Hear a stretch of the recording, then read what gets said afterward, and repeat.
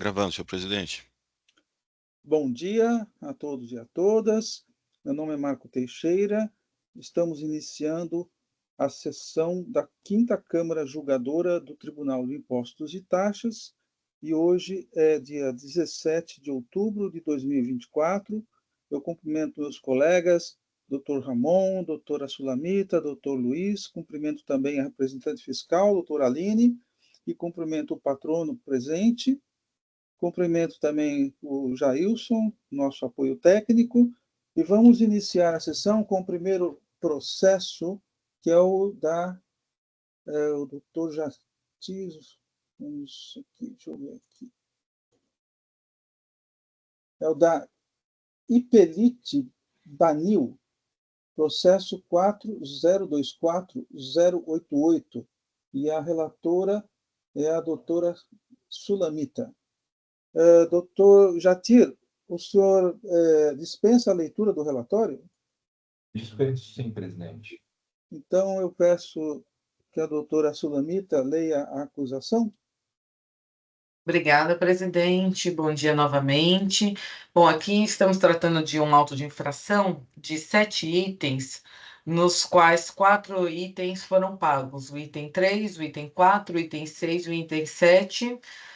Fato incontroverso, não há mais discussão com relação a esses itens. Então, os únicos itens remanescentes que estão em discussão são 3, que é o item 1, o item 2 e o item 5. Então, vou passar a leitura dessas duas acusações fiscais, né?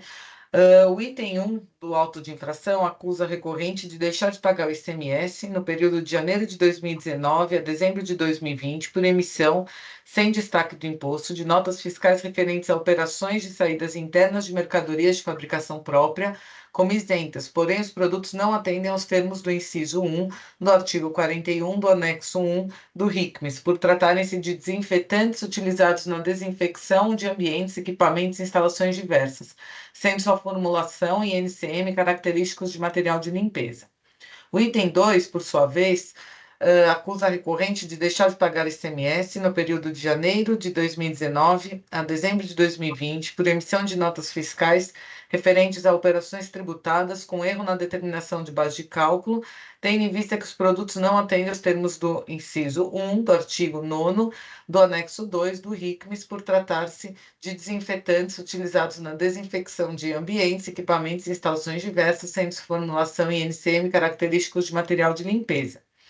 E o item 5 acusa a recorrente de deixar de pagar ICMS por meio de guia de recolhimentos especiais referente aos meses de março, julho e outubro de 2019 e fevereiro, março, maio, julho e outubro de 2020, devido até o momento do desembaraço aduaneiro da mercadoria denominada TH4 núcleo importada do exterior. São essas as 3 acusações fiscais em discussão, presidente. Agradeço e passo a palavra ao doutor Jatir. Doutor Jatir, seja bem-vindo, e o senhor tem 15 minutos. Obrigado, presidente. Eu vou ser bastante breve e objetivo na minha exposição oral.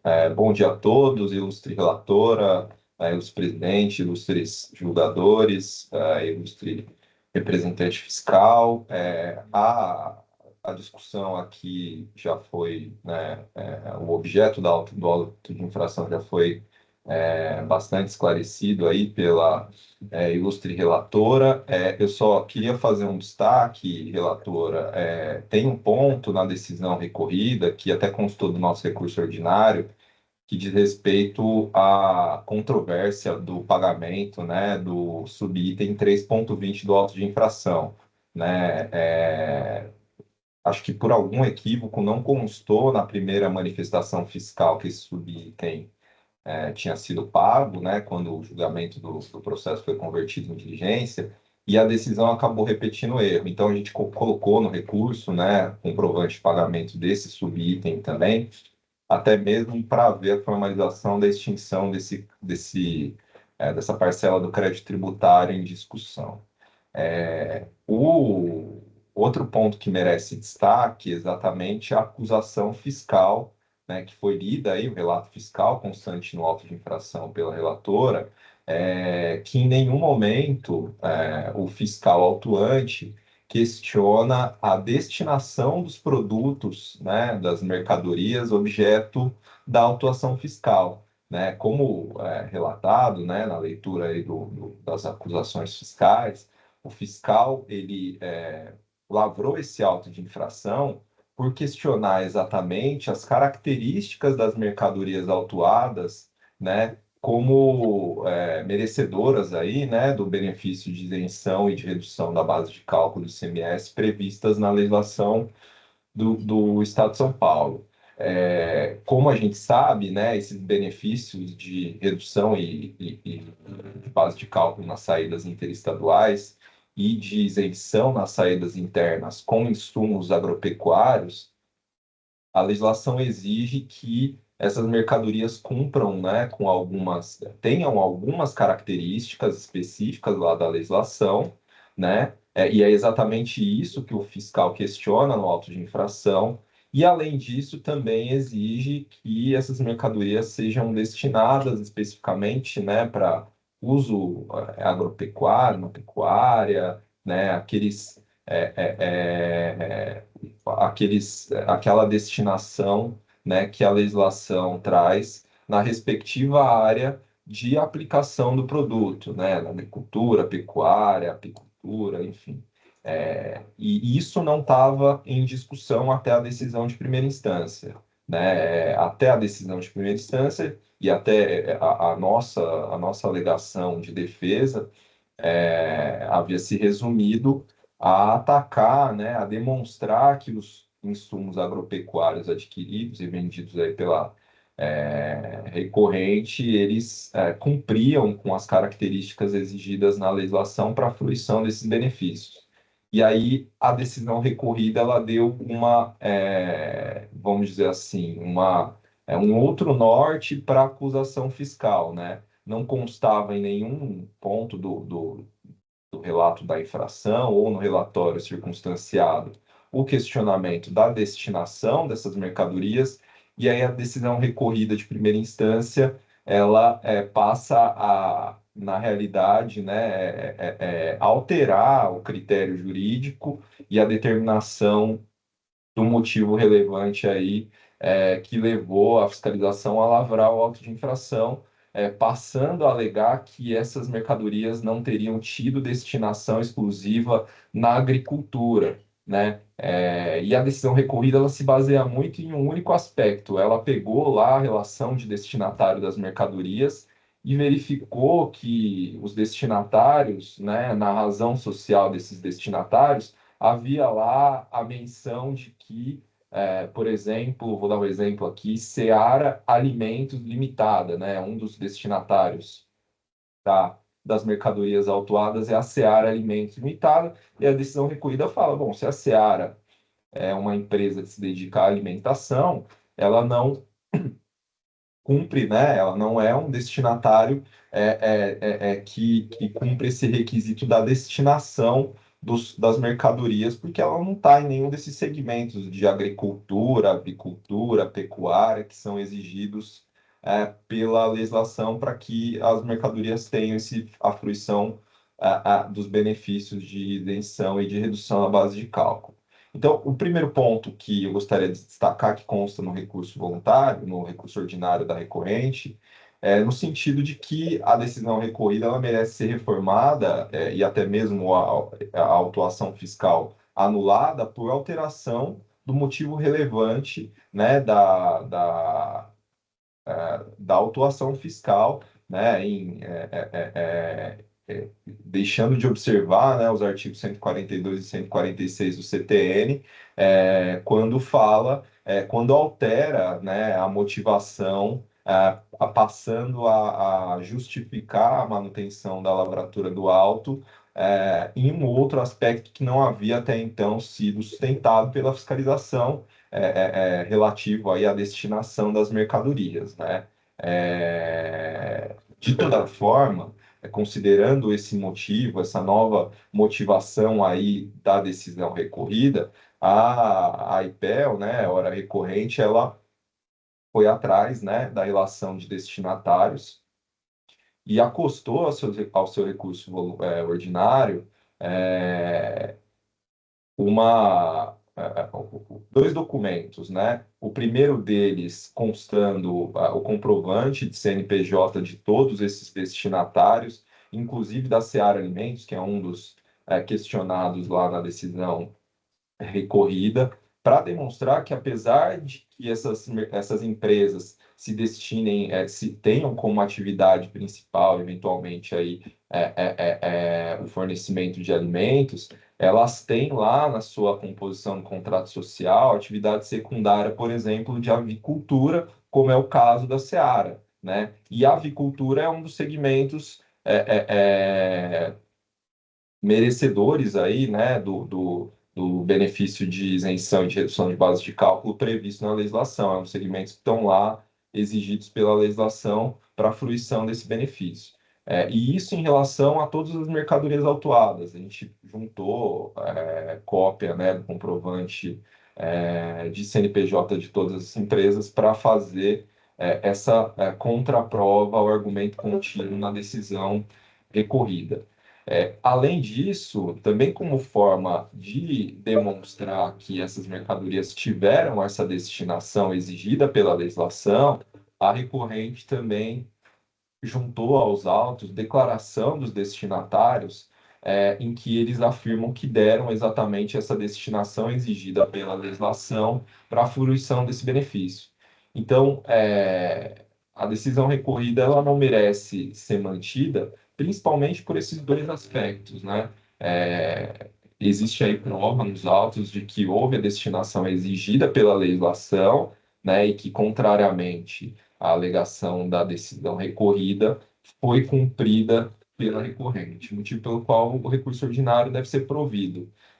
Além disso, acho que acabou não sendo atacado na decisão recorrida, porque acabou mudando um pouco o caminho da autuação fiscal, mas também nas suas razões de defesa, de impugnação, a recorrente demonstrou que essas mercadorias, né, esses insumos, eles cumpriam, né, o requisito da característica, né, exigida pela legislação, né, de que os insumos agropecuários se caracterizem como inseticida, fungicida, formicida, enfim, a caracterização da finalidade, né, dessas mercadorias também cumpre o requisito exigido na legislação, que apesar de não ter sido questionado na decisão recorrida, e acho que até o julgador tributário acaba de alguma forma admitindo que essas mercadorias cumprem com esse requisito quando não questiona na decisão recorrida esse ponto, né?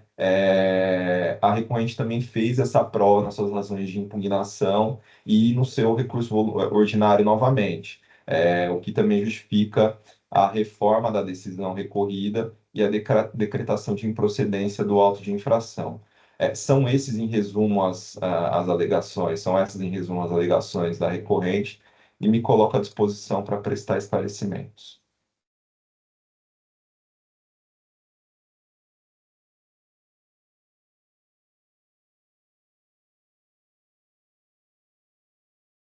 Eu agradeço aí os esclarecimentos do patrono e passo a palavra à doutora Sulamita. Obrigada, presidente. Agradeço a palavra e também parabenizo o patrono pela objetividade da sustentação oral. Bom, em primeiro lugar, sobre a questão do item 3, que não teria sido aí integralmente reconhecido, né, integralmente o pagamento, eu estou reconhecendo porque consta, inclusive, na manifestação fiscal, já atestado realmente comprovando esse pagamento, então acho que o assunto foi superado, então eu estou me atendo realmente aos itens 1, 2 e 5. Então, preenchidos os requisitos de admissibilidade, conhecido o recurso ordinário interposto pelo contribuinte. Ressalta-se que, considerando o pagamento integral dos itens 3, 4, 6 e 7, conforme atestado pela manifestação fiscal, as folhas 2082, remanescem como objetos do presente julgamento os itens 1, 2 e 5. Superada essa questão, vejamos o que dispõem os itens remanescentes da presente lide. E aí são os itens que eu já li, né, na acusação fiscal e que também aí já foi falado pelo ilustre patrono.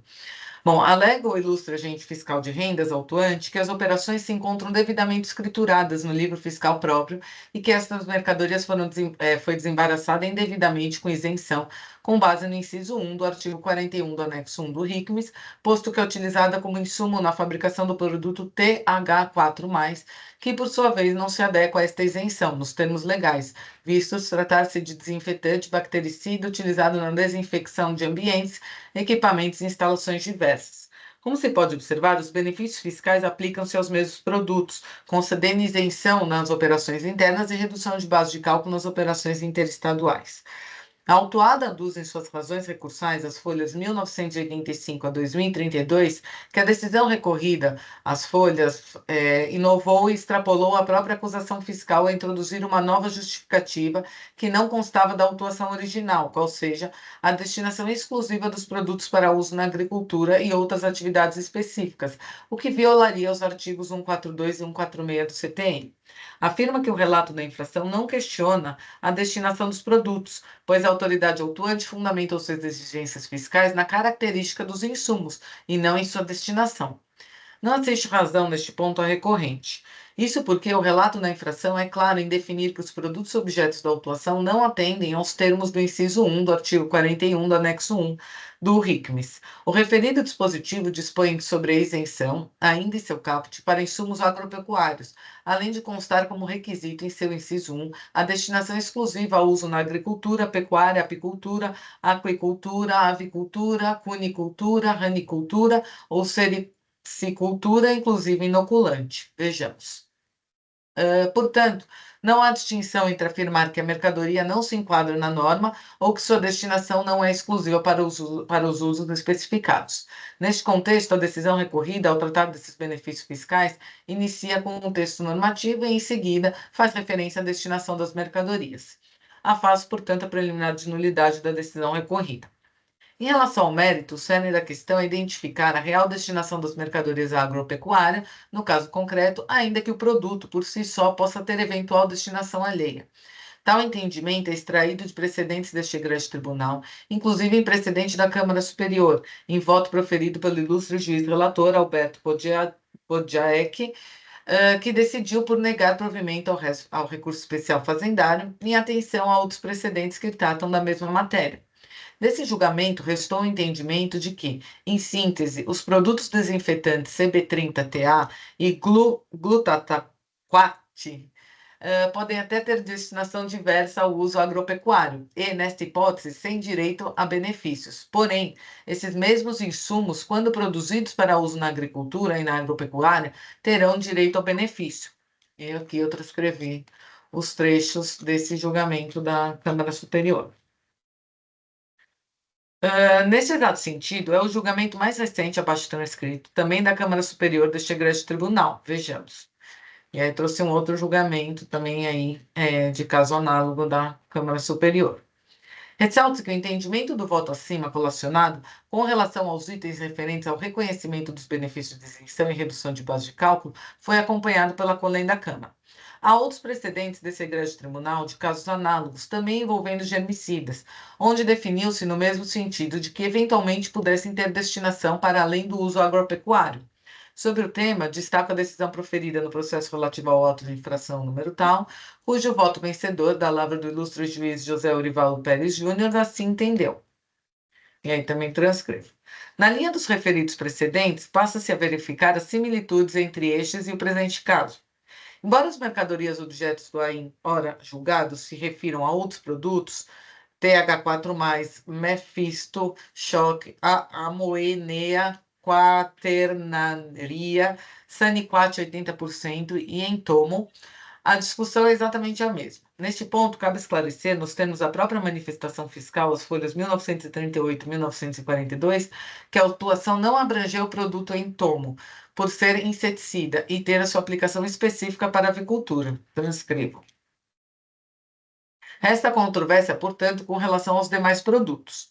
A manifestação fazendária, em suas contrarrazões, introduz a resposta à consulta 27.381 de 2023, por meio da qual a consulente, aquela feita, questionou se, para as saídas internas do produto desinfetante composto, dentre outros componentes, da substância laurealdeído, aplica-se a isenção prevista no inciso 1 do artigo 41 do anexo 1 do RICMES, pelos efeitos germicidas. Restou definido que, para a concessão do benefício, a destinação precisa ser exclusiva à agricultura, não se aplicando a isenção ao desinfetante bactericida glutaraldeído. Vejamos.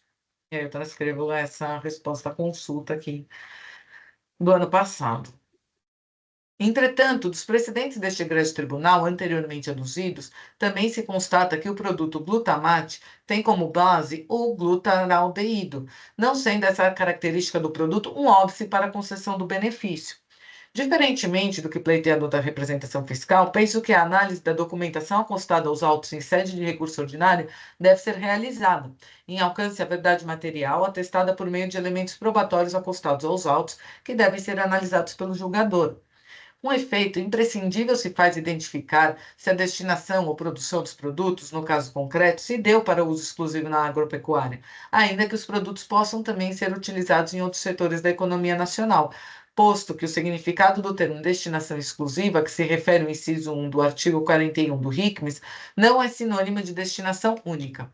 Cabe ressaltar que os produtos referenciados são definidos como desinfetantes bactericidas, objetivamente utilizados em desinfecção de instalações e equipamentos, conforme descrição contida nas fichas técnicas e registros de licença do MAPA, Ministério da Agricultura, Pecuária e Abastecimento, apresentados pelo contribuinte, nos termos do próprio relatório circunstanciado às folhas 14 a 17. Vejamos.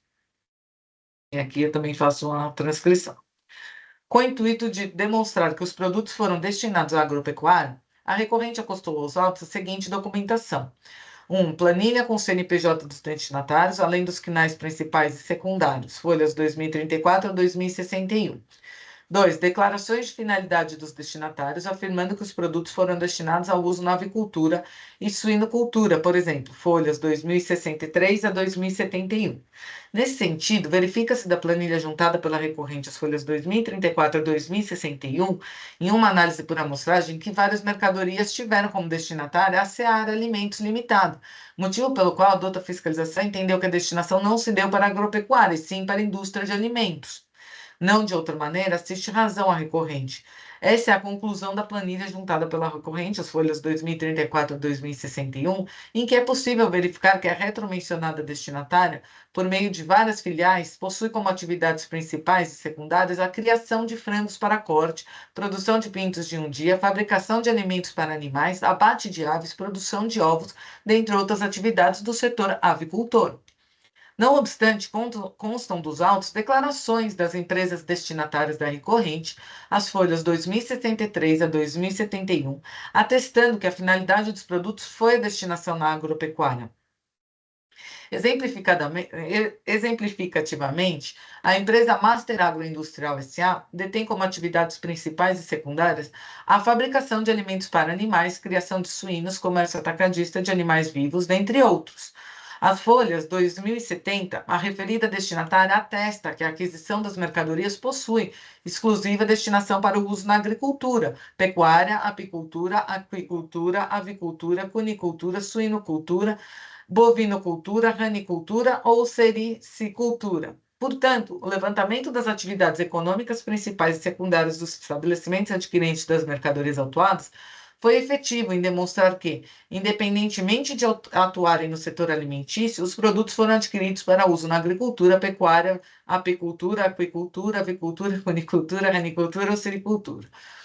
Conforme se verifica do referido levantamento, cuja listagem contém a indicação da razão social, CNPJ e CNAE dos destinatários, tais adquirentes se dedicam à comercialização dos produtos agropecuários, o que é um claro indicativo da destinação dada aos produtos. E, no meu sentir, corrobora tal fato as declarações dos respectivos destinatários, acostados aos autos pela recorrente, atestando que os produtos por eles adquiridos destinaram-se exclusivamente ao uso na agricultura e todos os demais subitens, né?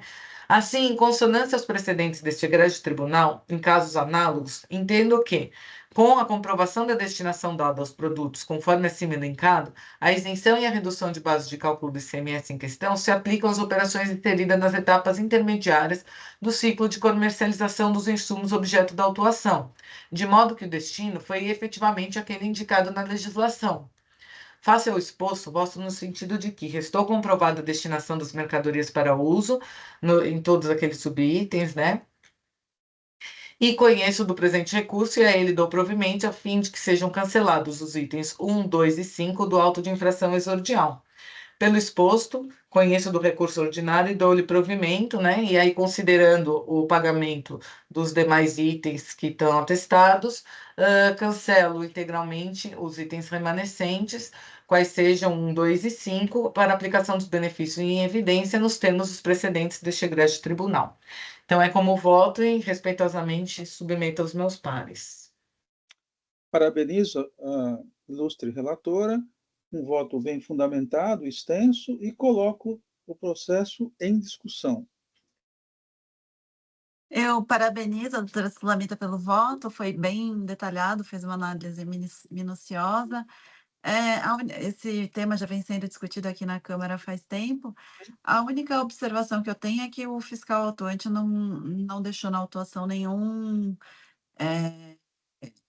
caso em que o destinatário tivesse como KNAI principal os itens previstos, né, na norma isentiva ou da redução da base de cálculo. Então, para efetivamente o termo exclusivo, ele levou em consideração, né, no momento da autuação. Inclusive, por exemplo, a Frontec, Comércio de Produtos Veterinários, que tem o KNAI principal, Comércio Atacadista de Medicamentos e Drogas de Uso Veterinário, e aí é o comércio atacadista de drogas de uso humano, etc., que não estão ali compreendidos na destinação exclusiva. Então, apesar, né, da análise da doutora Sulamita, que realmente outros quinais estão presentes, mas fica apenas o ponto, né, da destinação ser exclusiva. Doutora Aline, eu fiquei com uma dúvida no que a senhora colocou, porque assim, eu entendo, né, se eu li corretamente, que me parece que todas as destinatárias têm como KNAI principal ou secundário, elas têm, foi demonstrado por declarações das destinatárias de que foi usado exclusivamente, né?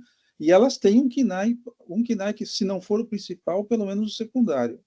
Então, eu entendi isso. Nesse caso que a senhora falou, ela não teria um KNAI secundário para uma das atividades? No caso, por exemplo, a Seara, com certeza tem, a gente Isso. é conhecido no mercado.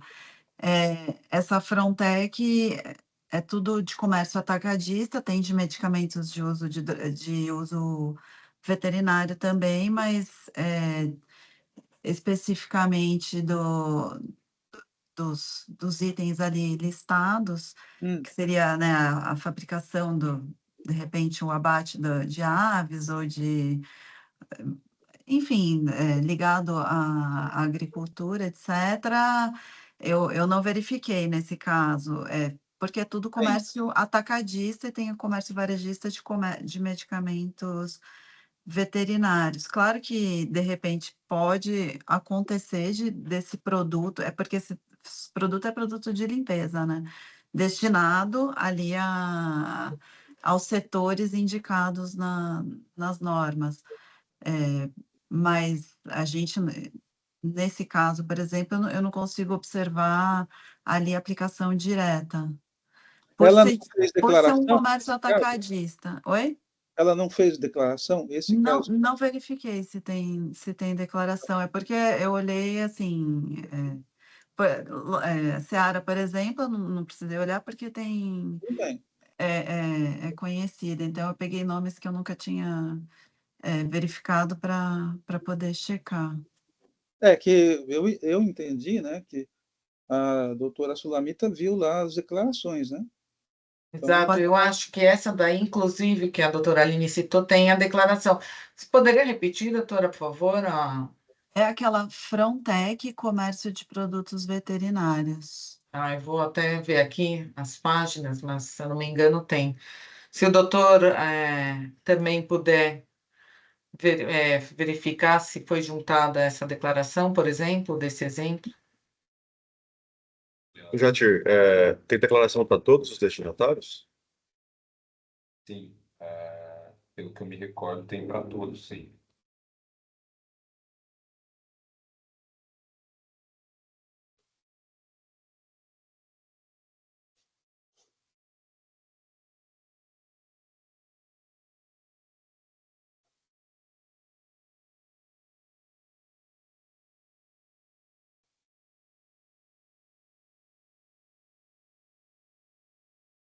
Ó, o da Frontec eu encontrei aqui, ó, e na listagem. Começa.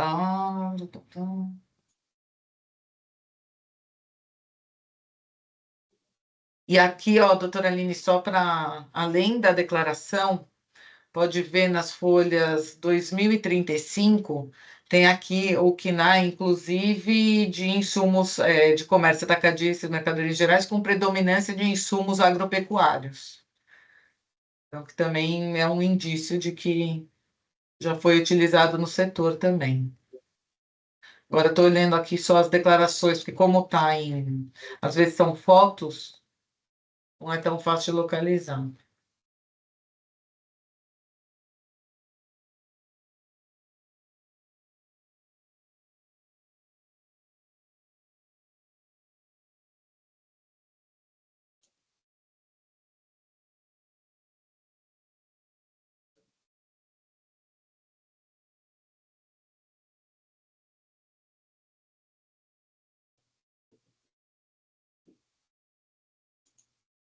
Para a Frontec eu não localizei, mas tem a prova aí da atividade secundária indicada pela relatora. Eu também não localizei aqui o da Frontec especificamente. Quais são os produtos da Frontec, doutora Sulamita? Deixa eu voltar lá na página.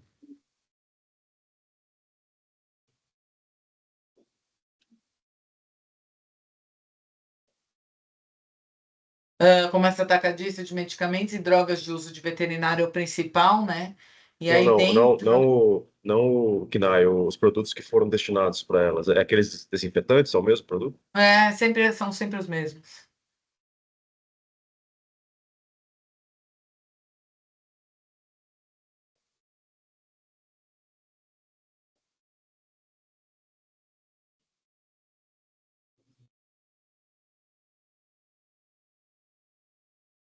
Bom, enfim, no meu sentir, né, como está aí, ficou no voto demonstrado, para mim tá bem clara aí a destinação.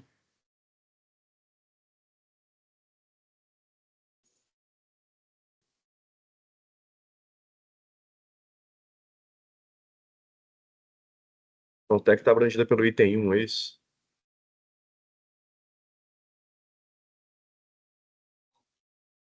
Não sei, precisava confirmar isso. Se foi da isenção ou da redução de base de cálculo. É no 1.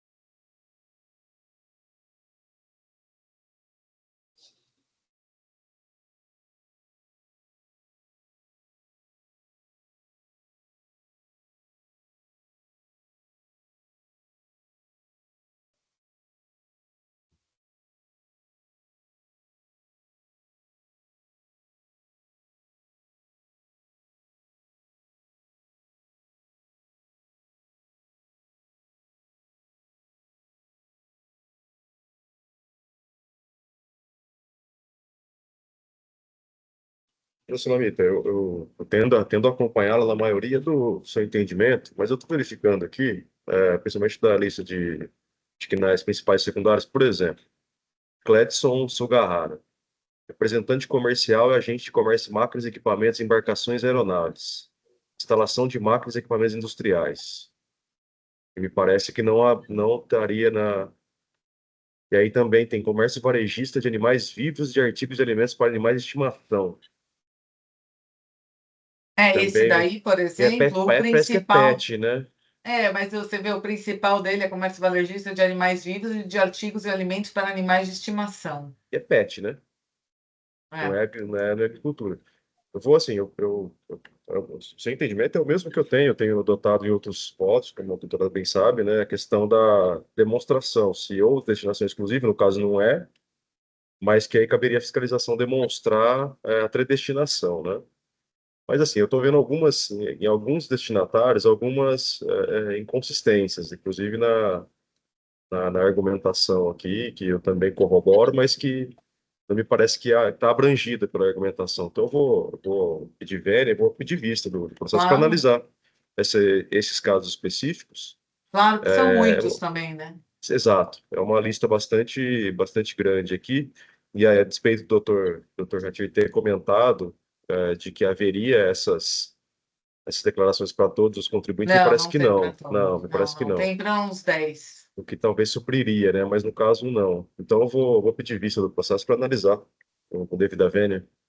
Claro. Isso, acho que é uma boa medida, né? Eu também fiquei com algumas dúvidas, e aproveitando que o doutor Ramon vai pedir vista, eu estava olhando, eu fiquei com dúvida na questão da consulta que a doutora Sulamita, ou seja, foi, né, argumentado pela representação fiscal, essa consulta 27381-2023, Depende, né? e eu fiquei um pouco confuso, doutora Sulamita, porque a senhora diz, não, realmente, nesse caso aqui não se aplica, mas depois aí eu fiquei com as dúvidas na aplicação dessa consulta, porque me pareceu que em outros produtos a senhora trouxe decisões de Câmara Superior, então já foi discutido o tema, mas me parece que esse ponto aqui não foi discutido em Câmara Superior, e a consulta que foi trazida Que eu estou no sentido afastando. contrário, né? Aí Uhum. por isso que eu fiquei em dúvida, né? Se nesse caso aí, acho que mereceria uma atenção, se o doutor Ramon puder verificar isso também, né? Eu confesso, eu estou lendo uma, duas vezes, eu fiquei, ainda não ficou claro para mim, então, já que o doutor Ramon vai pedir visto, se ele puder verificar isso, especialmente esse caso da consulta, é um produto que não há jurisprudência do TIT sobre isso, e não ficou muito claro a argumentação utilizada. Então, eu vou conceder a vista, acho bem oportuno que essa questão seja bem detalhada, né? Sempre tem algumas especificidades, né?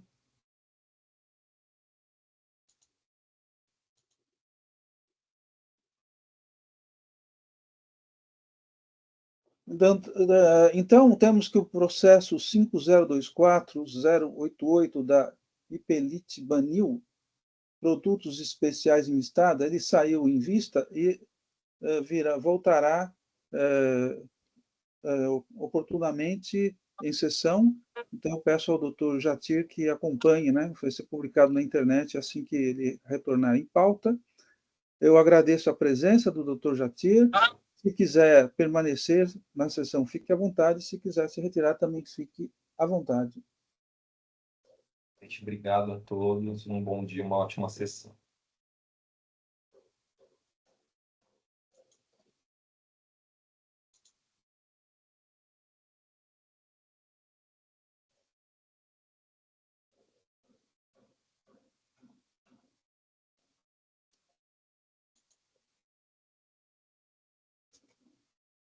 Encerrado. Então, passo agora para o próximo processo. É o 4140-786, Leaf Drinks Distribuidoras de Bebidas S.A. O relator é o doutor Luiz. Há protesto por sustentação oral, mas não há patrono presente. Então, eu passo a palavra ao doutor Luiz. Obrigado, presidente. Aliás, a sustentação oral está até um termo já de renúncia. Tá. Tá? Agora, bom, o auto de infração ele trata de 16 acusações que eu não vou nem ler nesse momento, porque o recorrente não fez um cotejo das acusações frente às suas provas. Ele fez alegações genéricas, então eu vou abordar as alegações genéricas para não ficar perdendo tempo na leitura da acusação propriamente dita. Tá? Então, eu vou começar a leitura, eu já registrei o voto, eu vou começar no item 9. Se o presidente concordar, se quiser que eu leia as 16 acusações, não há problema também. Não, fica à vontade. O voto, É, o importante é discutir os pontos principais, né? claro. Assim, examinando a peça recursal, é de se concluir que a recorrente não se incumbiu de cumprir seu ônus no que tange à produção de provas capazes de escorar sua alegação. Pelo contrário, por muitas vezes preferiu apenas manejar argumentos genéricos, debatendo a aplicação em tese, da lei em tese, e dentro desse cenário que seus argumentos serão apreciados. As folhas tais, a recorrente lança sua primeira preliminar, sustentando que haveria, segundo seu entendimento, violação ao princípio da verdade material, uma vez que a fiscalização não teria diligenciado junto a seus clientes e fornecedores para averiguar a matéria tributada, obtenção de notas de entradas e saídas, se não vejamos. Aí eu transcrevo os parágrafos 18 e 19. Inicialmente, indefiro o pedido para posterior juntada de documentos, uma vez que a recorrente não justificou a ocorrência de exceção prevista na lei tal, além de nada ter sido trazido aos autos. Eis a previsão legal. Da mesma forma, rejeito o pedido de conversão do julgamento em diligência para obter informações diretamente a clientes e fornecedores da recorrente, cujos documentos deveriam estar sob sua guarda, uma vez que não há previsão legal para tanto, o que faço com base no artigo tal da lei tal.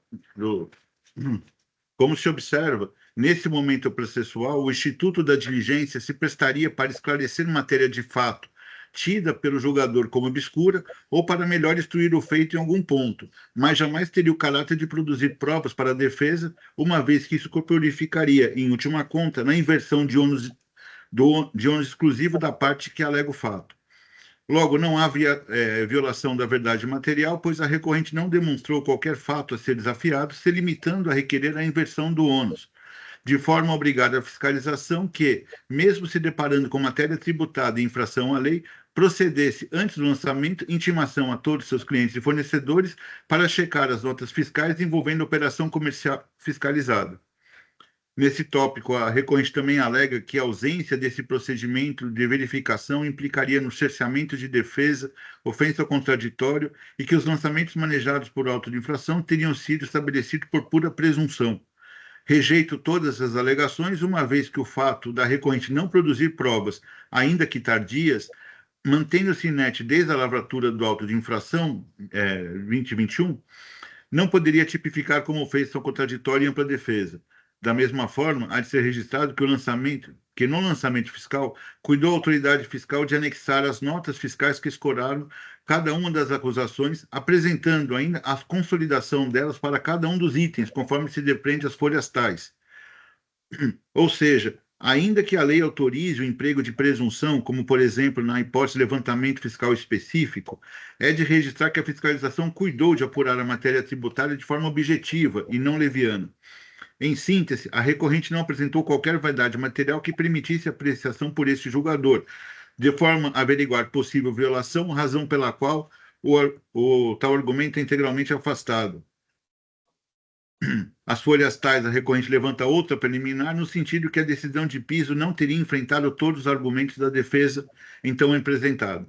Sem razão a recorrente, uma vez que manejou tal argumento de forma genérica, sem apresentar qualquer argumento efetivo nesse sentido, e principalmente que tal ocorrência a teria prejudicado. Como se sabe, impera no nosso ordenamento jurídico o princípio do livre convencimento do julgador, o qual é obrigado a prolatar decisão fundamentada. Ora, se o julgador estava convicto e tinha formado seu entendimento, não haveria necessidade de enfrentar todos os argumentos manejados pela parte. No meu sentir, para que essa preliminar tenha aderência, seria necessário que demonstrasse de forma clara e objetiva qual seria a alegação desprezada pela decisão de piso, apontando, inclusive, que, por força de exame dessa matéria, outro resultado do julgamento seria possível. Logo, mesmo sem conhecer ter havido tal essa omissão, ainda que tivesse ocorrido, entendo que preclusa a matéria por deficiência de alegação, até porque não cabe a esse julgador fazer o cotejo de todas as matérias arguídas pela recorrente, por ocasião da apresentação da defesa, com tudo aquilo que decidido pela delegacia, para aí detectar eventual tese não examinada e supor possível prejuízo. Eis a síntese do quanto alegado pela recorrente. Aí eu transcrevo. Como se observa, sequer houve a efetiva demonstração argumentativa do direito buscado, razão pela qual entendo que a decisão de piso está muito bem fundamentada, bem como uma impugnação aqui lançada em sede de preliminar é genérica. Os parágrafos 28 e 29 eu vou falar sobre o cumprimento do CTN e a legalidade do ato. Assim vencidas preliminares, passa o exame de mérito. As folhas tais, a recorrente traz sólidos argumentos no sentido de que o item 7 seria nulo por vício de fundamentação, uma vez que, segundo sua visão, a acusação teria se limitado em imputar descumprimento de obrigação acessória, porém, ao realizar o lançamento, teria exigido o ICMS. Tal argumento mereceu maior reflexão, na medida que a acusação passível de aplicação exclusiva de penalidade não pode ensejar no lançamento do tributo, sob pena de subverter o princípio da legalidade. Acontece que, conferindo os lançamentos contidos no item 7, temos... Aí eu fiz a comparação do que foi lançado efetivamente no auto de infração, confrontando com a base legal. Como se observa, parágrafo 34, como se observa, o item 7 não traz qualquer cobrança de ICMS, mas apenas a multa prevista para a hipótese da infração relativa aos livros fiscais registros magnéticos, cujos percentuais de penalidade estão de acordo com a previsão normativa estabelecida para cada prática constatada pelo auto de infração, o que torna vazia a argumentação lançada pela defesa, ou que fica integralmente rejeitada. As folhas tais... Mas eu peço até um pouco de paciência para a Sulamita, que são 17 itens, ficou meio grande o voto. As folhas tais, a recorrente busca a exoneração de obrigação fiscal ou de penalidade dela decorrente em virtude da impossibilidade da entrega do EFD e das GIAs em razão de indisponibilidade de sistema. De plano, há de se registrado que a inadimplência de cumprimento de obrigação acessória não se deu em razão de instabilidade do sistema, mas motivada pela declaração de inaptidão da recorrente, folhas tais. Assim, segundo consta dos autos, quando a recorrente tentou transmitir este arquivo, o sistema retornou com a seguinte mensagem. Aí a mensagem que impede o envio naquele momento. É fato que tal impedimento não é absoluto e intransponível, até porque a própria mensagem já orientava o procedimento a ser adotado, ou seja, de buscar autorização na Cefaz para o envio. Relembra-se que o auto acusa a ausência de cumprimento de obrigação acessória relativa aos meses de agosto a outubro de 2018, cujo termo foi lavrado em 21. Logo, admitindo que a recorrente teria tentado apresentar tais informes no prazo regulamentar, dentro do ano de 2018, é fato que quedou-se inerte até a lavratura do auto de infração, o que, no meu sentir, assumiu o risco decorrente da instauração de procedimento fiscalizatório. Por essa razão, entendo como descabida a alegação ratificando a decisão de piso. As folhas tais, a recorrente lança confusa alegação no sentido de que teria interesse em promover a regularização de suas obrigações acessórias, porém, com o recebimento da notificação expedida pela fiscalização, ela estaria impedida de assim agir, conforme estabelecido no inciso tal que prescreve. Segundo suas alegações, a recorrente sustenta que não existe obrigatoriedade de a recorrente de ter... falhou aqui a impressão. Não existe obrigatoriedade recorrente de ter... não dá para ler, para promover a correção antes de qualquer procedimento fiscal. De fato, a legislação determina... eu me perdi aqui um pouco, por favor. De fato, a legislação determina a obrigatoriedade do dever de cumprir as normas tributárias em tempo e modo corretos, seja em relação ao pagamento do tributo, seja em relação às obrigações fiscais acessórias. A espontaneidade é um direito do contribuinte de se autocorrigir, prevenindo-se de suas sanções. Logo, se não existe obrigatoriedade de o contribuinte exercer seu direito de se corrigir, a ele resta suportar o risco de arcar com o ônus de sua decisão, assumindo a infração. Ou seja, o auto de infração não foi motivado pelo fato de a recorrente não ter exercido o instituto da denúncia espontânea, mas por ter infringido as normas apontadas pelo auto. Por fim, a recorrente clama para ser pesado seu requerimento apresentado à resposta à intimação, no sentido que fosse aberta a possibilidade de se regularizar. Sem embargos, rejeita tal pretensão, uma vez que naquele momento não contava a recorrente com espontaneidade para tal fim. As folhas tais, a recorrente busca o afastamento de lei válida e vigência, por entender que não deveria incidir o ICMS sobre operações de mera circulação de mercadorias, sem valor econômico, argumentando haver mercadorias dadas em bonificação. Este julgador deixa de apreciar tal argumento em respeito ao artigo tal que estabelece. Assim superada também essa alegação. As folhas tais, a recorrente alega haver iliquidez do lançamento, na medida que, segundo seu entendimento, caberia à autoridade autuante recompor seu saldo credor de ICMS, abatendo-se dos débitos apurados, como única forma de garantir o princípio da não cumulatividade do tributo. Sem razão a recorrente, porque não existe obrigatoriedade da fiscalização recompor seu saldo credor, na medida que este saldo é um direito do contribuinte e não um dever que recai sobre a autoridade autuante de realizar tal encontro de contas. Por essa razão, também rejeito o pedido ali requerido para esse fim. Ademais, há de ser pesado que não houve rompimento do sistema da não cumulatividade, uma vez que ao contribuinte é garantido o direito de recompor seu saldo, desde que atenda à legislação inerente para tal ato. Então, por entender que o uso do direito do crédito ICMS somente pode ser exercido pela recorrente, afasto integralmente essa alegação. Alega ainda a recorrente às folhas tais que o auto também seria ilíquido, uma vez que o ICMS foi exigido diretamente do contribuinte substituído, em que se pese as alegações da recorrente, acompanha a decisão de piso, transcrevendo o seguinte trecho. Aí eu transcrevo o bloco do parágrafo 10.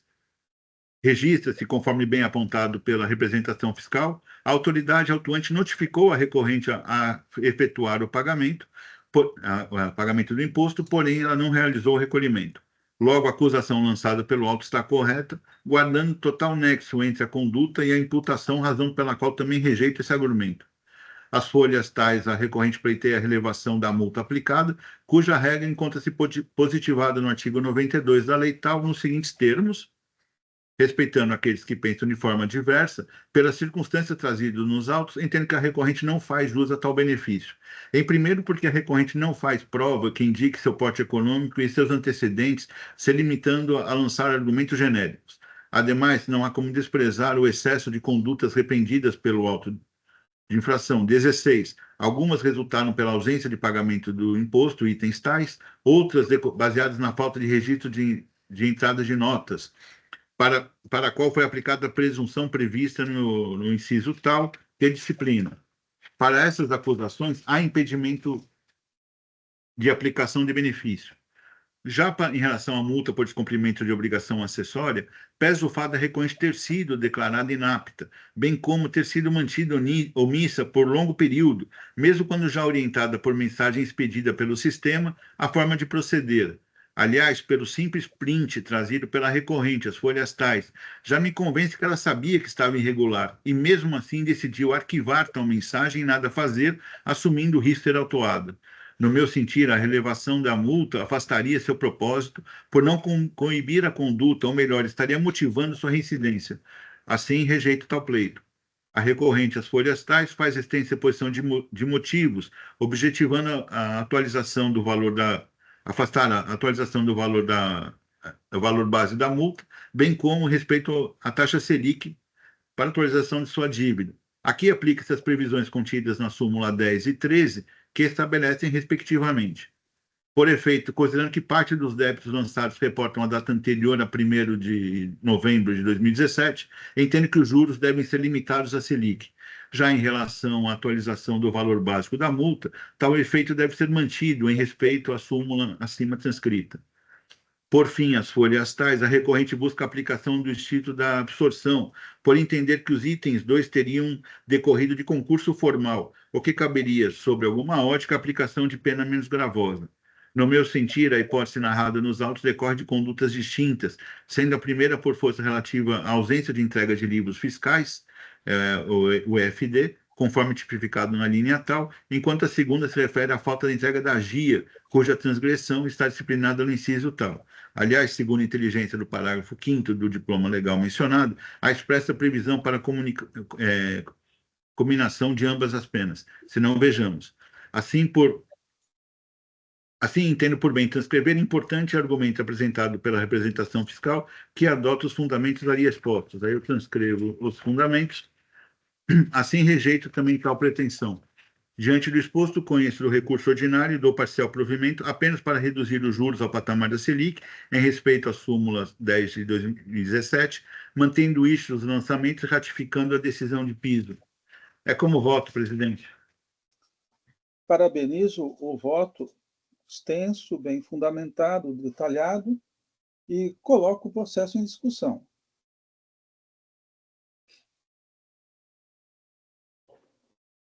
Presidente, vou parabenizar o doutor Luiz e vou acompanhá-lo.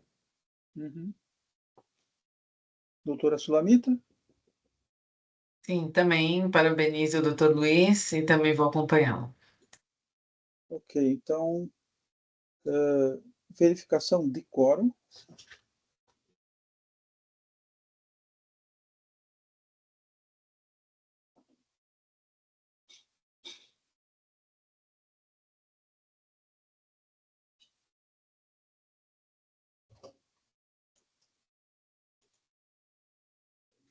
Votação iniciada.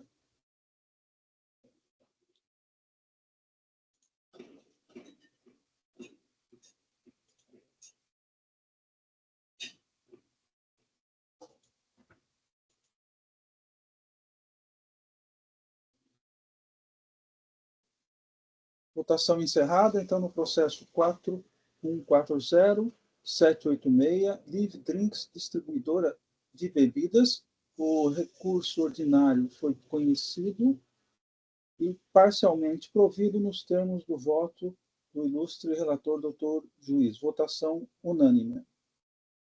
Aqui, agora, julgamento encerrado.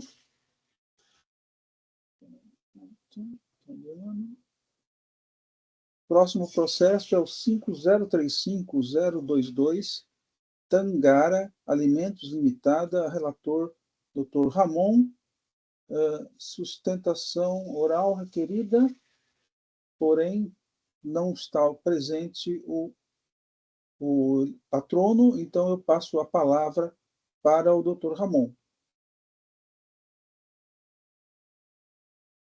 Obrigado, presidente. Vou registrar o voto e já faço a leitura, só um minuto.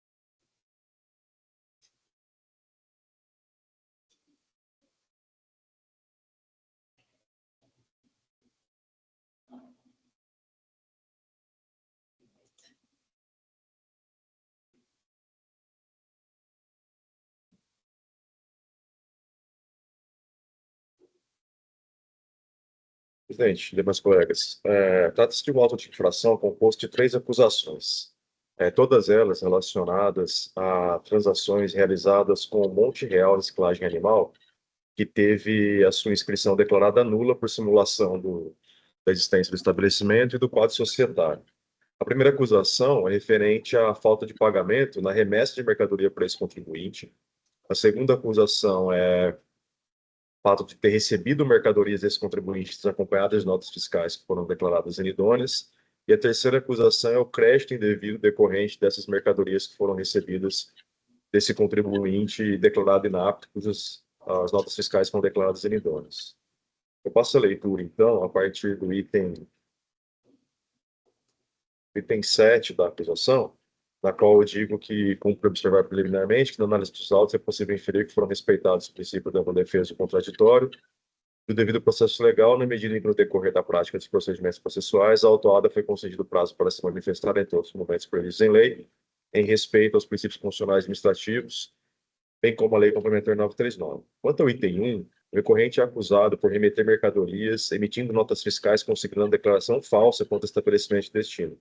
O destinatário é Monte Real Reciclagem Animal Limitada, CNPJ, inscrições tais, que se encontra em situação cadastral irregular perante a Secretaria da Fazenda, conforme anexo 4, na situação de nulo, em razão de ter sido apurada a simulação da existência do estabelecimento e simulação do quadro societário da empresa, desde a abertura, em 13 de 2 de 2020, conforme o processo tal. No caso concreto, o motivo da declaração da nulidade da inscrição do destinatário tem assento nos fatos devidamente provados pelo PAC-PCN de folha 700 a 1530.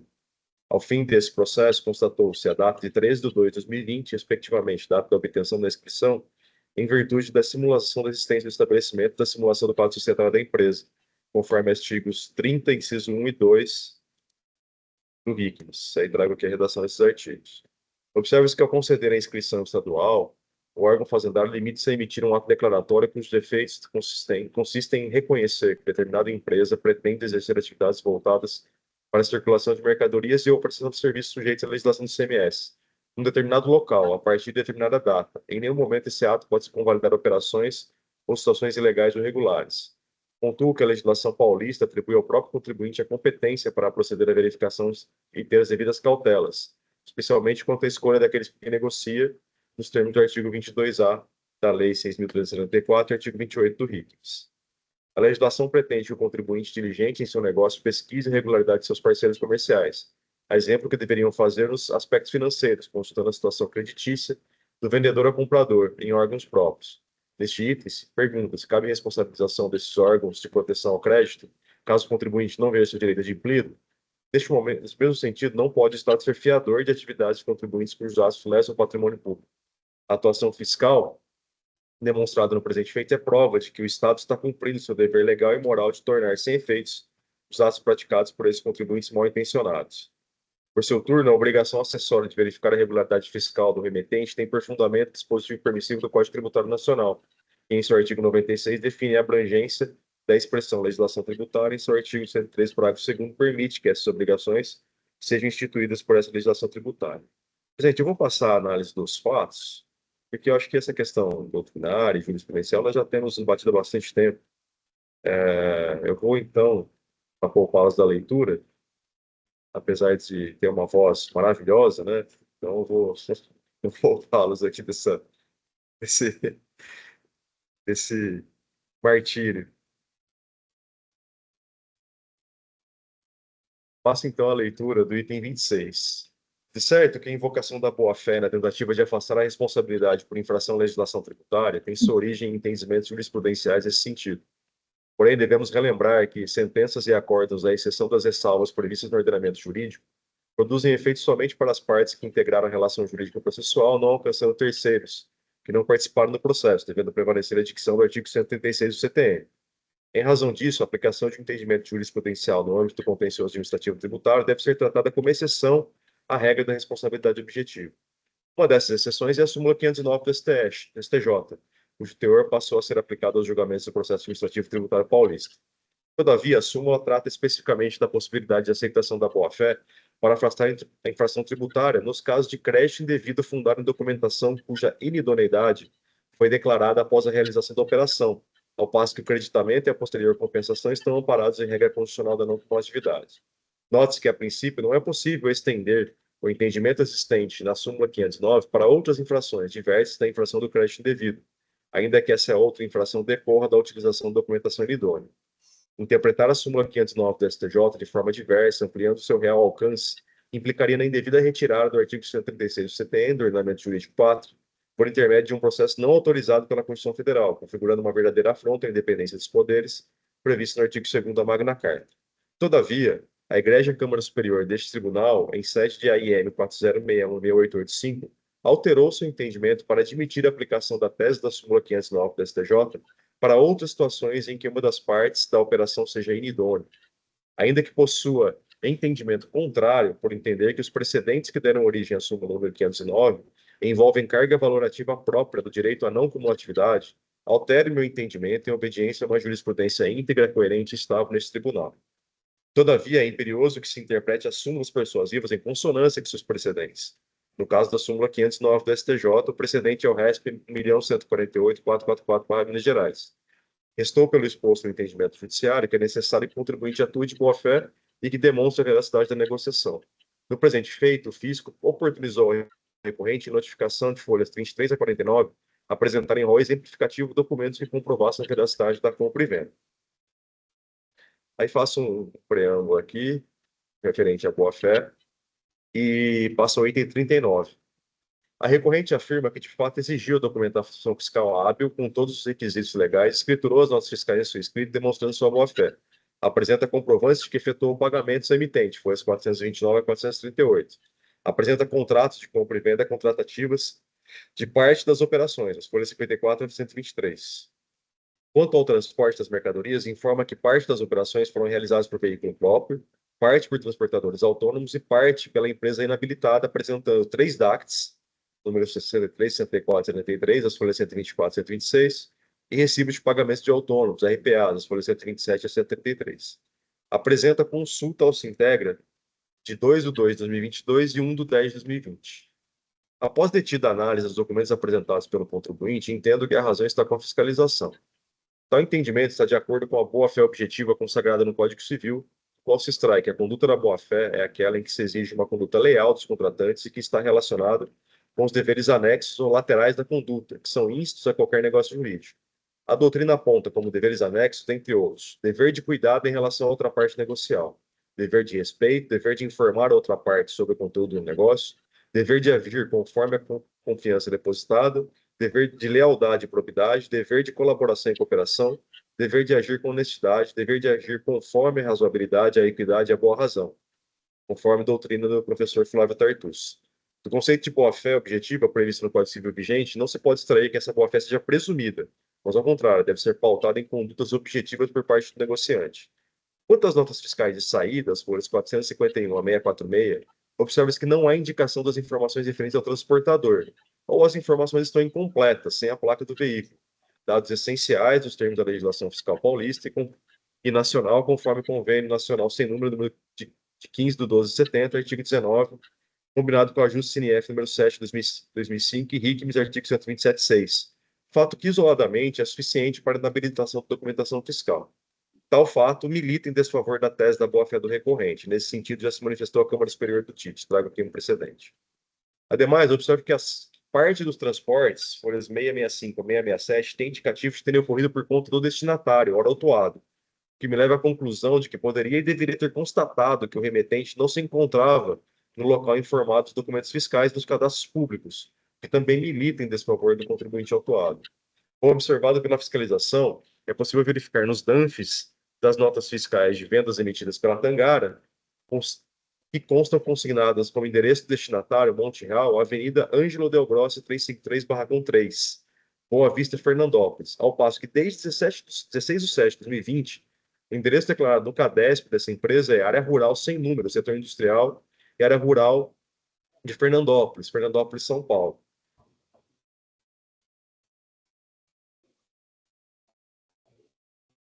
Conforme as folhas 1550 e 1551. Ademais, foram apresentados comprovantes de transporte para 10 operações, dentro de um universo de 194 operações, sendo que desses 10 documentos, 7 são RPAs, sem indicação de mercadoria transportada, quantidade, local de retirada, local de destino, dados do caminhão ou as datas de realização dos transportes.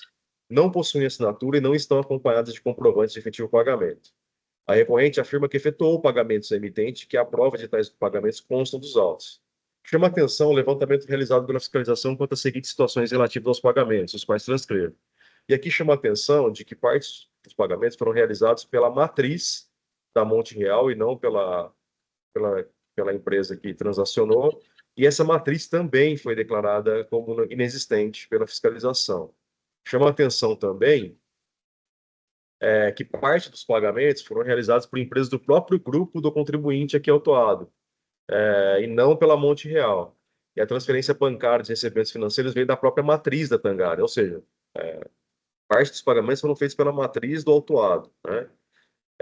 Outros pagamentos foram feitos por outra filial do autuado.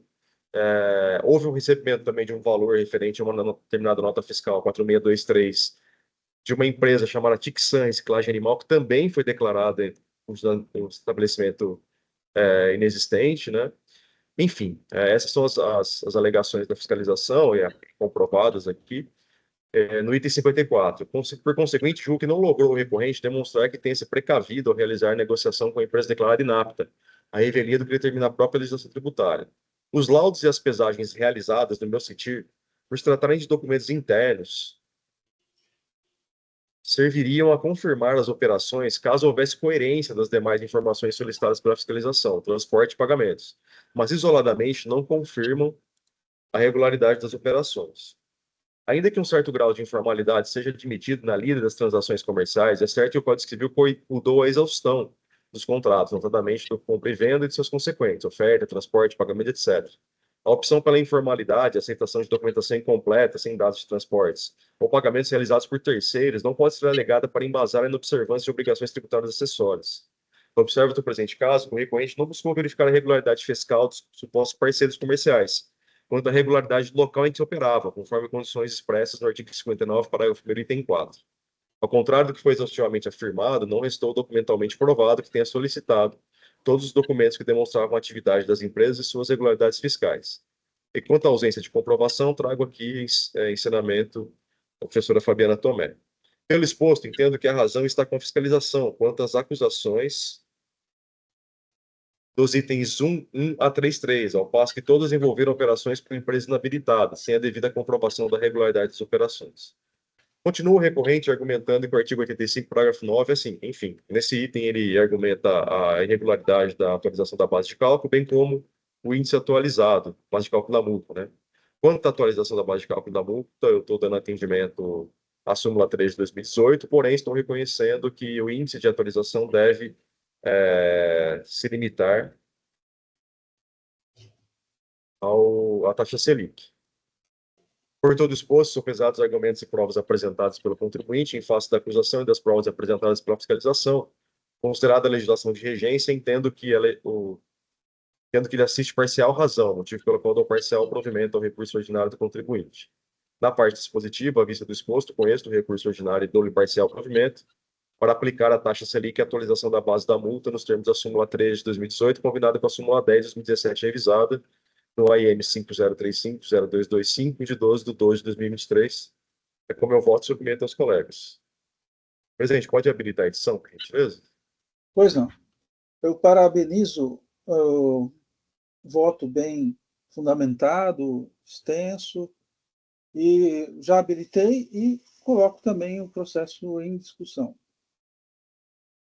Eu parabenizo o Dr. Ramon pelo voto, análise detalhada. Só em relação aos juros, as operações não são posteriores a 2020?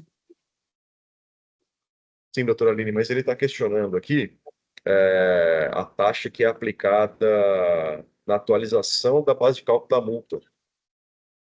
E me parece que aqui, pela legislação, não é aplicada automaticamente a taxa Selic. Então, à medida em que eu entendo que a súmula 10 trata de crédito tributário, e tanto a multa como o principal são crédito tributário, eu entendo aplicável e tem jurisprudência nesse sentido também. Entendi. O próprio tribunal, né?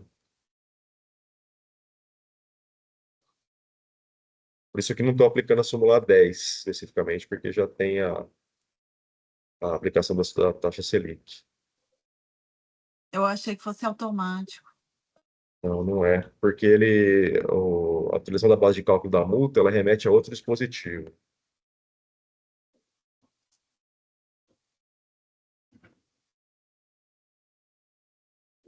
Já gravei, presidente. Bom, então eu vou... mais alguma manifestação?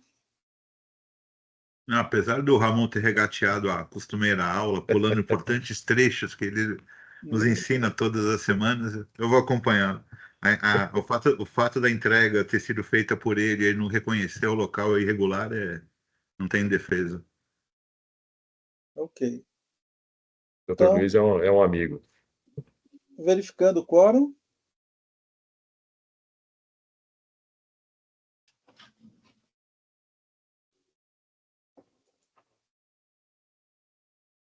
Votação iniciada.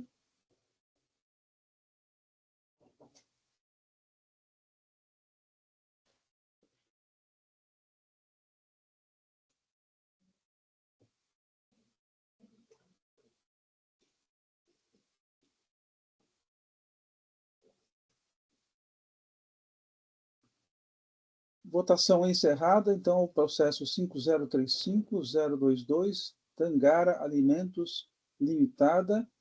O recurso ordinário foi conhecido parcialmente provido nos termos do voto do relator, Dr. Ramon.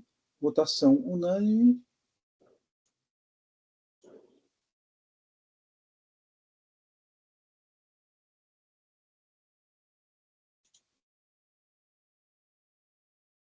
Vamos para o último processo da pauta, é o 5024-050, Italiano Indústria e Comércio de Plásticos Limitada. Não há pedido de sustentação oral. Eu sou o relator, o voto já está disponível e eu passo a leitura a partir do item 9. O AIN trata de infração de crédito indivíduo, documento inidôneo. Então, aqui eu vou procurar resumir, porque vocês já conhecem a minha posição a respeito, e os argumentos são os de praxe, né? A alegação do contribuinte é que ele demonstrou boa-fé com as provas trazidas aos autos. Então, em primeiro ponto, no item 12, eu trato da questão da declaração da questão da retroatividade da declaração de inidoneidade. Então, já conhecem minha posição, eu rejeito a alegação do contribuinte e cito jurisprudência do TIT. Então, aí eu dou o item 16. Importante registrar que, conforme relatório circunstanciado folhas tais e procedimento administrativo de constatação de nulidade de inscrição às folhas tais, o estabelecimento fornecedor T-Flex não tinha instalações que possibilitassem o armazenamento de mercadorias no volume noticiado em documentos fiscais. O estoque encontrado na diligência fiscal era composto somente de sucata de material plástico destinado à reciclagem, conforme fotos das folhas tais. No ano de 2019, o fornecedor adquiriu tanto em mercadorias e vendeu somente um valor bem reduzido, resultando saldo negativo de tanto. E o mesmo ocorreu para o ano de 2020. Além disso, o capital social da empresa não é compatível com os saldos negativos apresentados. Em resposta à notificação solicitando esclarecimentos sobre as divergências encontradas, o fornecedor respondeu que o IVA negativo seria relativo ao material encontrado no estoque. Essa resposta não correspondeu à realidade verificada na diligência fiscal. O fornecedor, em relação ao questionamento sobre demonstrativos contábeis, balanço patrimonial, balancete analítico e DRE, dos últimos 5 anos, bem como as DIPJs e CDs entregues à Receita Federal, limitou-se a declarar que esteve cadastrado no Simples Nacional e, portanto, estaria desobrigado às escriturações fiscais e contábeis. O titular da empresa apresentou as DIRPFs, porém, os rendimentos declarados são insuficientes e incompatíveis com as movimentações de mercadorias declaradas pela empresa. O fornecedor permaneceu silente em relação à solicitação para apresentar comprovantes de entrada e transporte de mercadorias relativos às operações de entrada acima mencionados, bem como comprovação bancária dos pagamentos das respectivas operações. Os elementos acima mencionados levaram o fisco à conclusão de que houve simulação de existência do estabelecimento. Não há que se falar em ofensa a princípios constitucionais, especialmente o princípio da não cumulatividade, eis que não há, no caso, imposto anteriormente cobrado, como previsto no texto legal, que pudesse ensejar o pretendido direito do crédito, pois se o fornecedor simulou a existência de estabelecimento no endereço indicado, as mercadorias, se realmente saíram de algum lugar, certamente não foi do endereço constante de tais documentos fiscais. Comprovada, portanto, a nulidade da inscrição estadual do estabelecimento fornecedor através de processo administrativo, concluindo-se que são inidôneos todos os documentos fiscais a ele atribuídos na forma ditada pela legislação de regência. Então, quanto à alegada boa-fé, vamos analisar agora os elementos objetivos, né? Então, no item 26, em relação às provas sobre as tratativas comerciais, não foram apresentados contratos de compra, apenas foram juntadas cópias de e-mail às folhas tais, que não fazem menção a todas as notas fiscais eletrônicas relacionadas no demonstrativo 1, que foram objeto do presente AIM e não esclarecem as transações realizadas entre o fornecedor e o contribuinte autuado. Em relação ao transporte das mercadorias, não há indicação sobre quem fez o transporte em 28 notas fiscais eletrônicas relacionadas no demonstrativo 1. Considero que esse preenchimento na nota fiscal inidônea é um elemento de prova importante a ser avaliado na comprovação da boa-fé, uma vez que são esses dados que permitem verificar a efetiva ocorrência do transporte e, por consequência, a efetiva ocorrência das operações. A identificação do veículo transportador na nota fiscal é expressamente exigida pela legislação, conforme artigo tal do regulamento do RICNES. Na ausência desses dados, a documentação é considerada irregular e o creditamento não pode ser aceito. Esse também é o entendimento da Câmara Superior, aqui eu transcrevo uma decisão. E aí, no item 29, eu digo que, além disso, apenas 6 notas fiscais eletrônicas referentes a maio de 2020, relacionadas no demonstrativo 1, fazem menção à empresa transportadora. No entanto, o fiscal esclarece, abre aspas, quanto aos 6 conhecimentos de transporte apresentados pela autuada, consultamos o cadastro da empresa transportadora junto ao CADESP e constatamos que a transportadora tal encontra-se na situação de inapto desde 2020, ou seja, desde a data de abertura da empresa no estado de São Paulo. Portanto, como essa empresa pode ter transportado as mercadorias que foram adquiridas em maio de 2020 se já estavam em situação irregular perante a Cefaz desde abril de 2020. Os comprovantes de pagamento do transporte desses 6 conhecimentos apontam como beneficiário a empresa tal, que, em princípio, não sabemos qual é a sua relação comercial com a suposta transportadora. Fecho aspas. E aí, no item 30. Também é importante registrar que 24 notas fiscais do demonstrativo 1 indicam que o frete foi pago pelo destinatário. A jurisprudência desse título é firme no sentido de que, quando se tratar de inidoneidade por simulação de existência de estabelecimento ou inexistência de estabelecimento, e o transporte for realizado pela empresa autuada, adquirente, não há como aceitar a alegação de boa-fé, uma vez que a autuada teria ou deveria ter conhecimento da irregularidade do emitente das notas fiscais. E aí eu trago uma decisão da Câmara Superior nesse sentido. Então, eu digo no item 31, agora, em relação aos pagamentos realizados, o recorrente apresentou como comprovantes de pagamento das operações cópias de recibos do Sistema Eletrônico de Pagamentos, boletos CEF, Safra, Cispag do Itaú.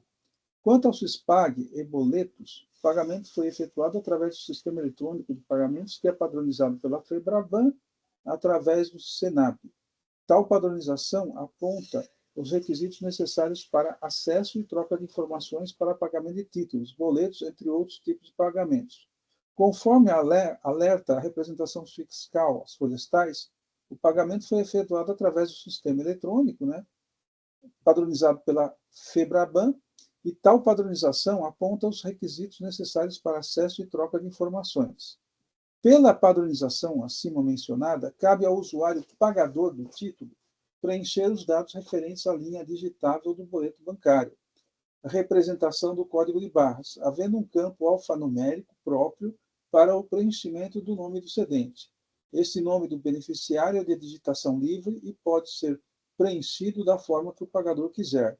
Desse modo, é perfeitamente possível fazer um pagamento referente a um determinado código de barras que representa um recebedor específico e discriminar do comprovante do CISPAG um nome de cedente completamente diferente. Não existe consistência efetuada pela instituição financeira do pagador, nem tampouco do recebedor. Com relação aos dados informados do sistema de pagamentos, além daqueles referentes à linha digitável, valor e data de vencimento, tais dados são o confronto entre a linha digitável e os campos referentes ao pagamento. Por tal motivo, é que o nome constante no recibo de pagamento não é prova de que houve a transferência de recursos para o suposto fornecedor. O nome ali aposto, por si só, não assegura tal fato, uma vez que foi informado livremente pela recorrente. Para que se configurasse como aceitável, como prova de pagamento, este recebo deveria estar acompanhado de outras provas que comprovassem efetivamente que os recursos foram direcionados à conta corrente do suposto emitente dos documentos inidôneos, o que não foi feito em nenhum momento. Ressalte-se que, recentemente, o TJ de São Paulo decidiu sobre a impossibilidade de se comprovar o efetivo pagamento das operações por meio de comprovante apresentado na modalidade PagFor, Bradesco. Na referida decisão, restou consignado que, por se tratar de autorização de pagamento, tendo sua contabilização condicionada ao aceite e processamento por parte do banco destinatário, inexiste prova efetiva do recolhimento. E aí eu transcrevo a ementa dessa decisão e também transcrevo decisão semelhante do TIT, e, pelo acima exposto, no item 39, entendo que o conjunto probatório trazido pelo autuado não foi suficiente para demonstrar sua alegada boa-fé, seja porque os comprovantes de pagamentos apresentados não possibilitaram a conferência detalhada do beneficiário das transferências bancárias, seja porque os documentos relativos ao transporte das mercadorias não cumpriram com os requisitos necessários estabelecidos pela legislação, de forma a comprovar o local de onde vieram as mercadorias, seja porque as tratativas comerciais não demonstraram o cuidado que deveria ser tomado pelo recorrente em relação aos seus parceiros comerciais. Registre-se que o presente AIM foi lavrado sob a égide da lei estadual, que limita os juros de mora ao patamar da Selic. Então, por todo o exposto, conheço do recurso e nego-lhe provimento para manter a decisão recorrida. É o voto que respeitosamente apresento aos meus pares e coloco o processo em discussão. Presidente, parabenizo em primeiro lugar pelo voto, muito bem detalhado, muito bem exposto. Eu tenho uma dúvida aqui com relação aos pagamentos. Certo. O recorrente juntou todos os, mesmo que seja por CISPAG, enfim, mas foram juntados todos os comprovantes das operações autuadas? Sim. Tá. Eu pergunto isso porque, assim, aqui eu até vi que teve um confronto aqui, um cotejo dos documentos contábeis da fornecedora, que ela adquiria mercadorias e vendia em valor inferior, e aí tinha uma disparidade. Só que, assim, o fato é que ela realmente adquiria mercadorias e tinha um bom volume de vendas, ainda que negativo, mas tinha um volume de vendas. E não que esse adquirente não pudesse realmente estar de boa fé dentro desses documentos, esses milhares aí, milhões de reais que foram vendidos naquele ano. Então, assim, o que eu costumo fazer? Quando tem realmente o comprovante de todos os documentos fiscais, as pessoas que são leigas, assim, que não estão acostumadas a trabalhar no dia a dia jurídico, enfim, profissionalmente com isso, acabam achando que esses comprovantes de pagamento, eles bastam realmente para comprovar o pagamento, né? Muito embora tenha aquela questão do campo digitável, da alteração do campo, tudo bem, mas normalmente é o que a gente utiliza, né, como comprovante de pagamento.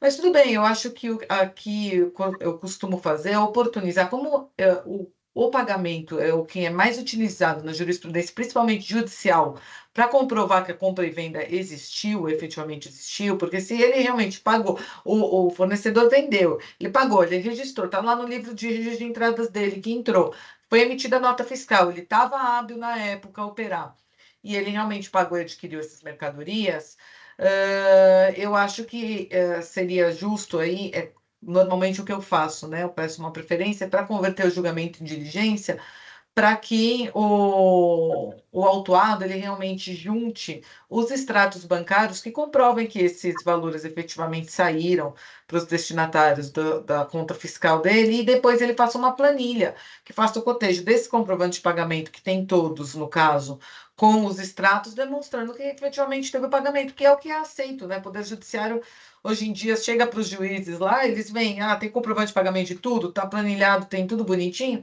e aí eles acabam cancelando, né, o auto de infração. E aqui, como ele trouxe realmente tudo, né, eu normalmente faço isso, então eu pediria licença só para fazer essa preferência, não sei se eu seria acompanhado ou não, mas para que ele faça essa juntada de documentos. Eu entendo a argumentação, ela é razoável.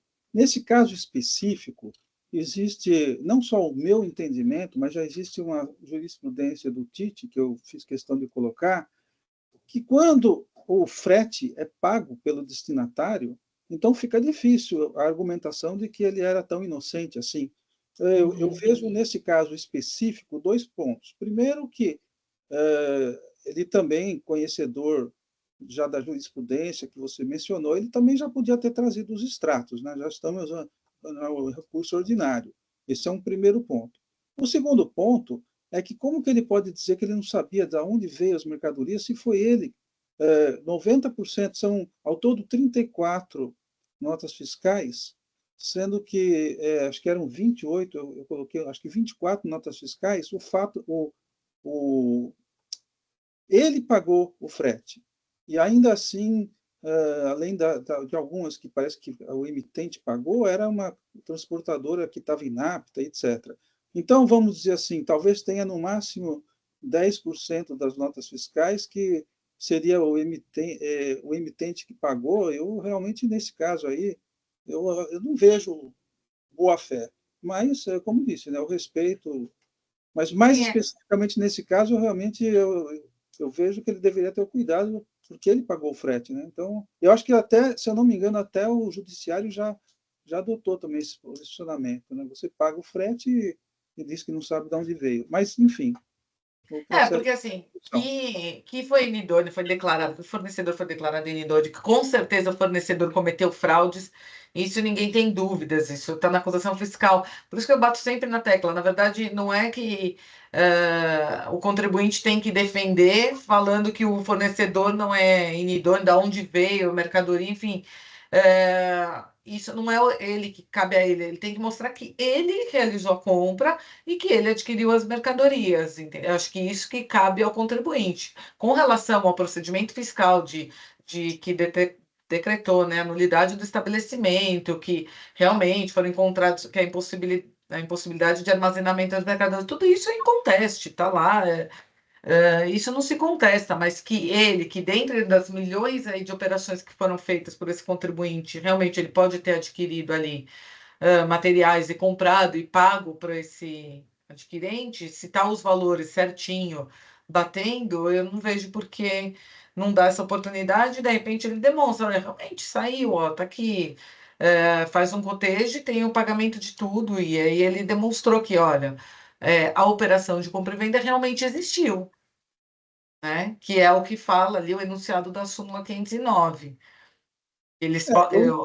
O enunciado da súmula, ele fala realmente, olha, ante a comprovação de realização da operação de compra e venda. Sim, o problema dessa súmula sempre foi a interpretação do que é a comprovação. E aí, essa interpretação de que simplesmente pagou e está tudo certo, isso não procede, isso não está na súmula. Não, tem toda uma questão de ter retroagido, de ter... Recentemente, teve um evento na Fiesp que discutiu a boa-fé.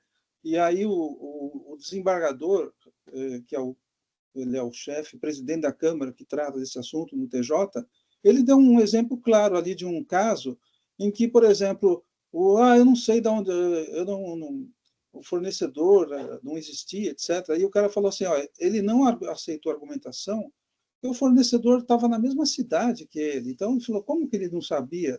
Naquele local não existia a empresa, né? Então, ele não aceitou. Então, são questões sempre... Essas questões devem ser realmente sempre caso a caso. Neste caso específico, eu acho que como ele pagou o frete, né, além de ter nós temos dúvidas sobre os comprovantes. Mesmo que ele traga a demonstração do extrato, isso para mim não é suficiente, porque por si só ele ter pago o frete, ele deveria saber de onde veio a mercadoria. E não tem nenhuma informação, nos documentos fiscais não tem informação do frete? Não, porque, veja bem, 28 notas não tem informação nenhuma do transporte, certo? Só tem informação. Então, supõe-se, sei lá, por exemplo, que foi ele que trouxe com o carro dele. Isso não está nos autos, não foi esclarecido. O fiscal falou: olha, não tem informação nenhuma. Apenas 6 notas fiscais tem a transportadora, que nesse caso, por isso que eu fiz questão de ler, né? Que nos 6 casos a transportadora era inapta, né? E também o pagamento foi feito por um terceiro. Então, nas outras, na maioria, né, quase 90% das operações, não havia nenhuma informação do transporte e o transporte foi feito por ele. Então, esse caso, para mim, por si só, já, mesmo que ele tivesse, mesmo que ele traga os extratos, eu, particularmente, esse caso isolado, e é uma jurisprudência que eu lembro, né, todas as vezes que eu vi essa questão que foi demonstrada, eu não me lembro de nenhuma em que o contribuinte ganhou, tá? Porque Porque ele que fez aqui, né, o transponder. exatamente. Como que ele não sabia? Ele nem demonstrou quem fez, mas pela documentação você conclui que ele que fez, que foi ele que pagou. Sim, ele pagou. Não tem nada. Não, por favor, pode verificar. Não são tantas. Não, estou só confirmando, porque como eu não vi, eu acho que essa questão do frete realmente é bem peculiar, né? Ela tira da vala. Sempre deu. Eu, como representante fiscal na Câmara Superior, fiquei por 5 anos, né? E depois também como juiz, eu nunca passou um processo desse, porque sempre a gente pegou no pé e falou: olha, pagou o frete, tem que ter uma. Não dá para dizer que não sabe, não me importa de onde veio, eu paguei. Só. Normalmente eu discordo só dessa questão do CISPAG, pague fora, porque eu acho que dá para oportunizar essa questão de trazer o extrato, e aí tudo bem, aí vale, né? Que valeu. Mas aqui, nesse caso, essa questão do frete está bem. Tá bem ruim. No voto anterior, quando eu fui falar com o Ramon, eu até falei que o fato dele ter buscado a mercadoria já impediu o reconhecimento da boa-fé. No mínimo, ele tem que saber que a empresa tem que estar em outro lugar. Ainda mais quando ele. É porque, às vezes, quando a empresa que entrega, tudo bem, nem sabe de onde veio, né? Aí não sabe de onde veio. Aí eu concordo. Agora, quando ele é responsável pela retirada, aí ele tem que pactuar com a irregularidade. Não, tá bom, estou convencida, estou de acordo, que eu vou acompanhá-lo. O próprio autuado foi inabilitado por não ter sido constatada a operação naquele local, né? E no momento da notificação, por exemplo, ele pede prorrogação de prazo porque estava com a atividade suspensa. Estranho. Não, estou convencida. Estou convencida e vou acompanhá-lo, presidente. Ok. Bom, se não há mais manifestações, eu vou encerrar os debates e verificando o quórum.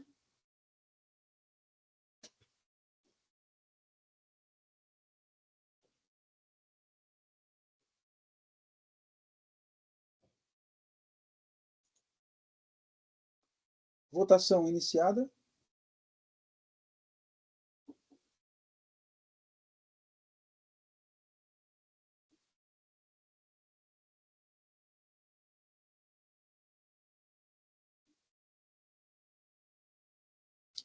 Então, no processo 5024-050, Italiano Indústria e Comércio de Plásticos Limitada, o recurso foi conhecido e negado provimento nos termos do voto de minha relatoria, votação unânime.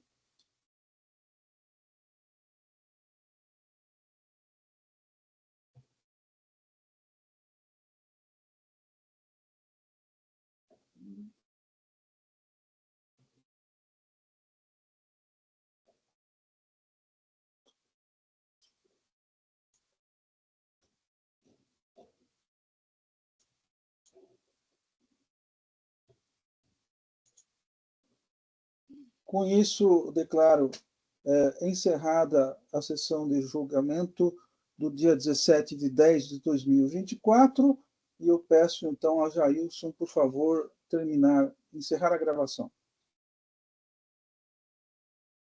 Gravação encerrada.